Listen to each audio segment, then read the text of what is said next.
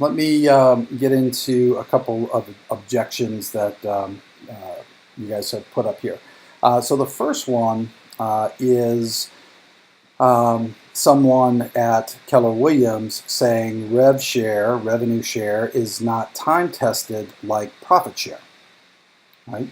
And so I'm telling you right now, that is not something that most agents are coming up with themselves. This is a script that Keller Williams has pushed out to their team leaders and team leaders in markets that are feeling the pressure of their agents leaving to come to EXP are using anti-EXP scripts, and this is one of them.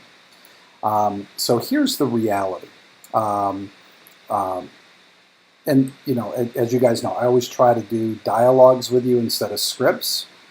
So focus on the key elements, make it your own.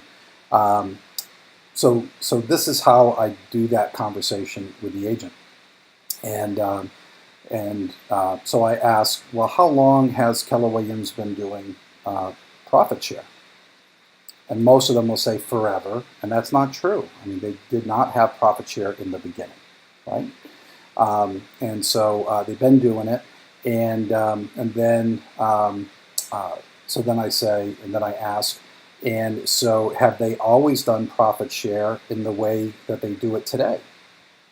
And usually people will say yes. Well, that's not true either. They used to do it off of the gross, right? So they've gone from having nothing to doing it off of gross revenue, to doing it off of net profits, right? And so, that is now tried and true and has been in place for a long time with Keller Williams.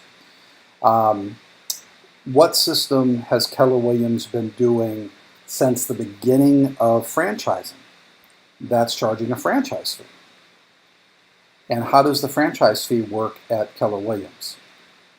Well, it's 6% of the gross commission on the first $50,000 each year, and then it caps at $3,000 per year. Okay? And they've been doing that since they started selling franchises.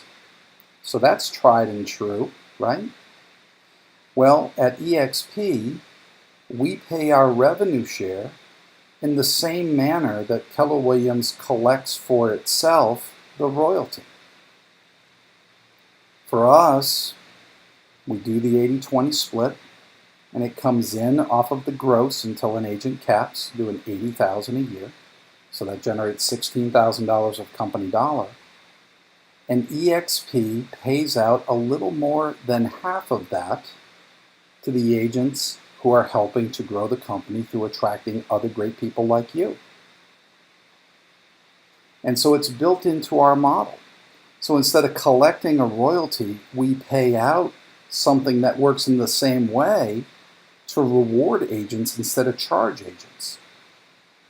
And so if it's built into the model and the model works, there's no need to change the model.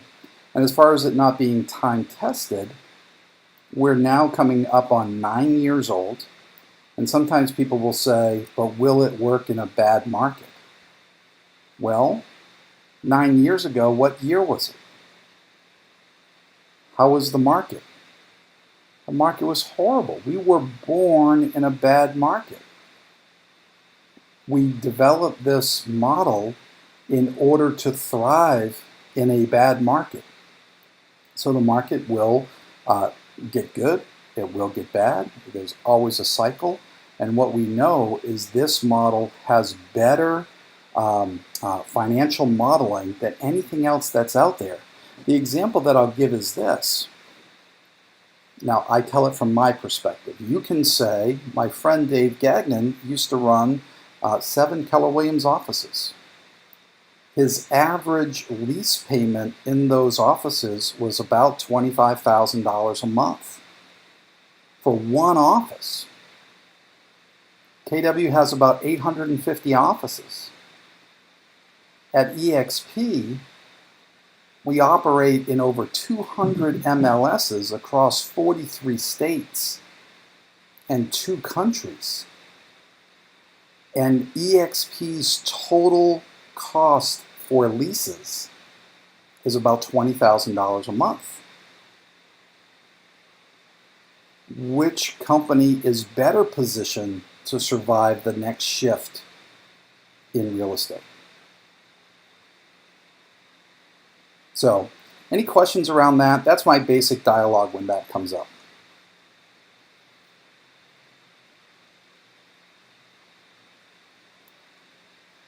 Hey, Dave, it's Chuck. Yes, sir.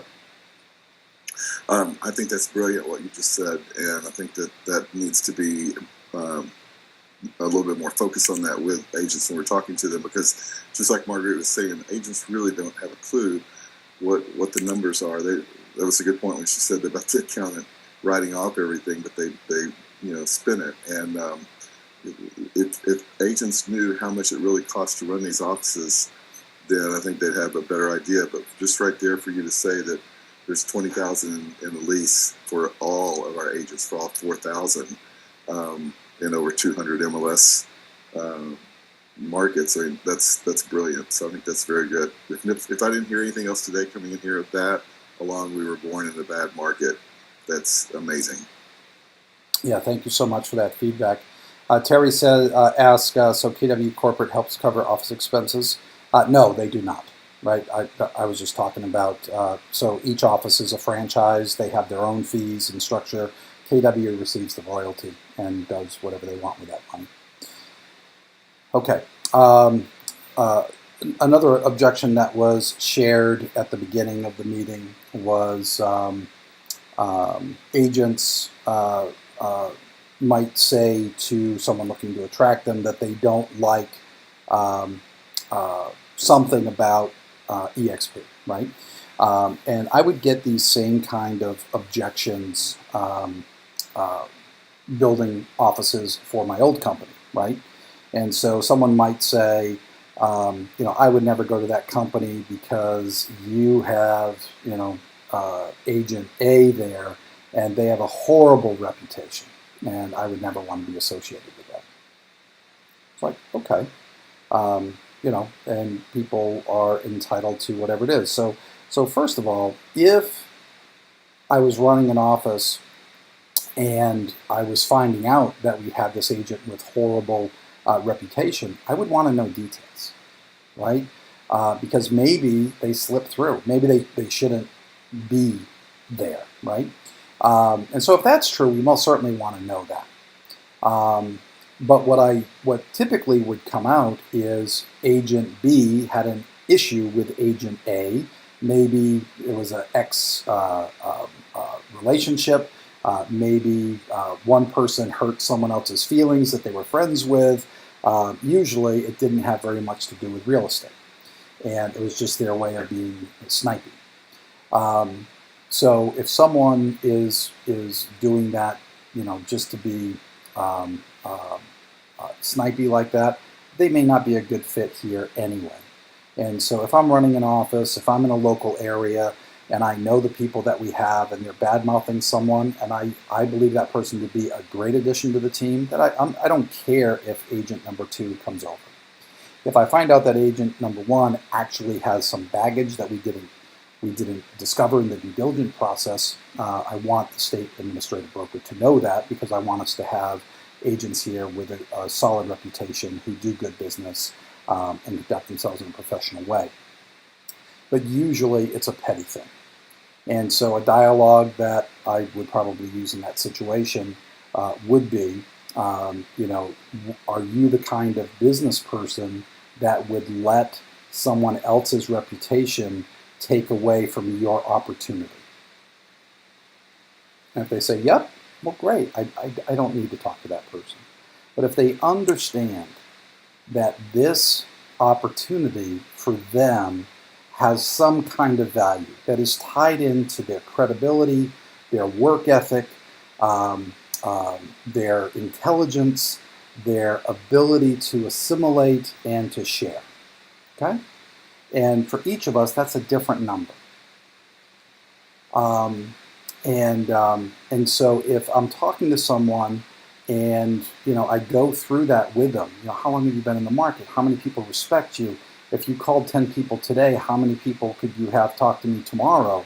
those kind of things. And they believe themselves to be highly credible. And they believe that the model is very dynamic in their marketplace. Why would they let a feeling about someone that they think has little to no reputation or a poor reputation hold them back from an opportunity that could be second to none in their life? And so I would use that dialogue. The other objection that Donovan gave is, maybe in a local market, we have a team or an individual who does a lot of REO, foreclosure properties, and the agent that we're looking to attract says, I don't want to be associated with a brokerage that, does, like Donovan said, $50,000 transactions, right? Again, the conversation about letting one reality affect your reality, I think that's a good business person conversation in this place also. But the other thing that I would talk about, I like asking questions. That I think that's a great way to develop the truth in someone. Tom Hopkins, a long time ago, said in one of the seminars I was in that if I say it, they will doubt it. If they say it, it's the truth.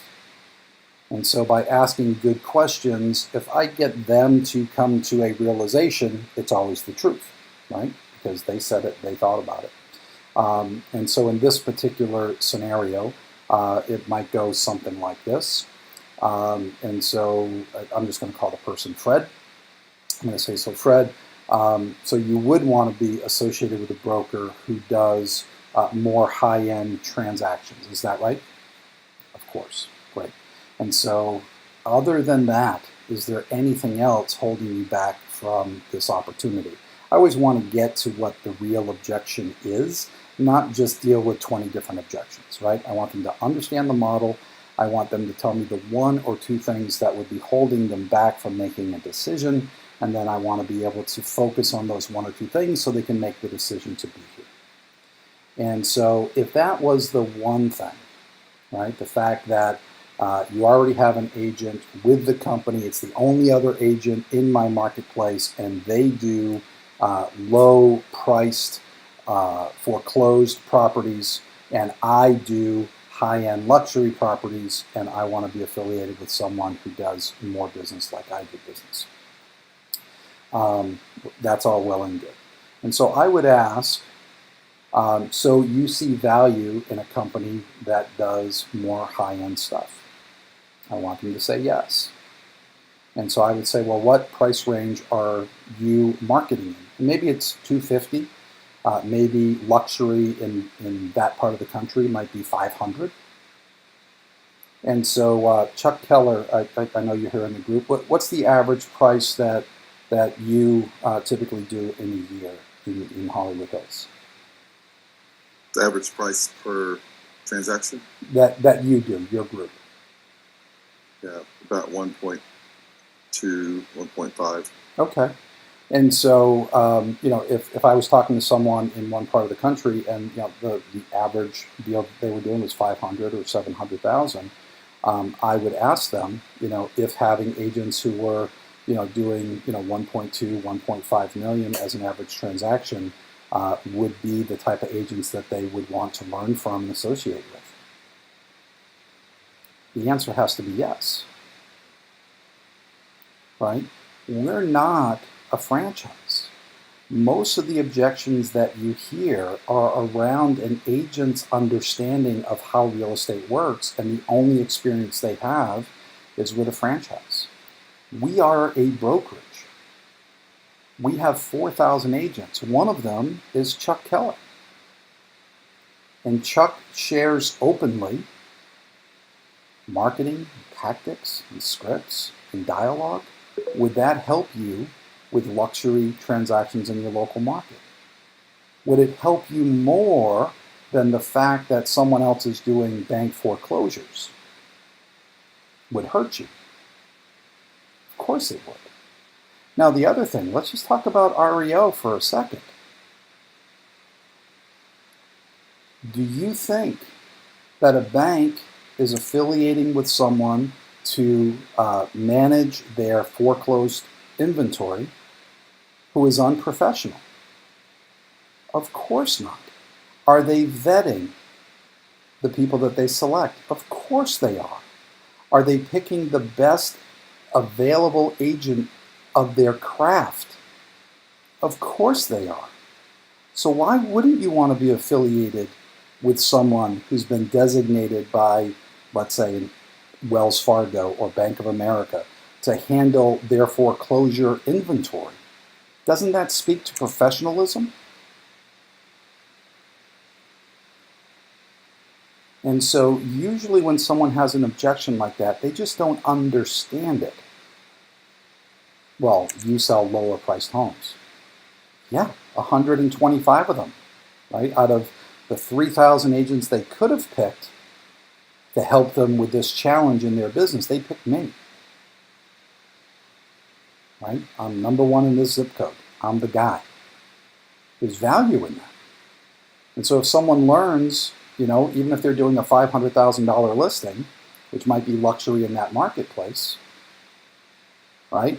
What I would do in my listing presentation is, in fact, our brand is so well respected that Bank of America is running all of their foreclosure properties through Bobby, who's their main point of contact for their foreclosure inventory in the area. You know what that does? That puts a lot of attention from first-time buyers. First-time buyers become repeat buyers who become higher-end property, right? So, Bobby's been doing this for 7 years. That the clients that he has served well is huge. And we have 4,000 agents across 200 multiple listing services, all within our own brokerage, not within a brand, not within a franchise, under one leadership group. Does that make sense, Donovan? Thank you so much. Absolutely. All right. Any other objection?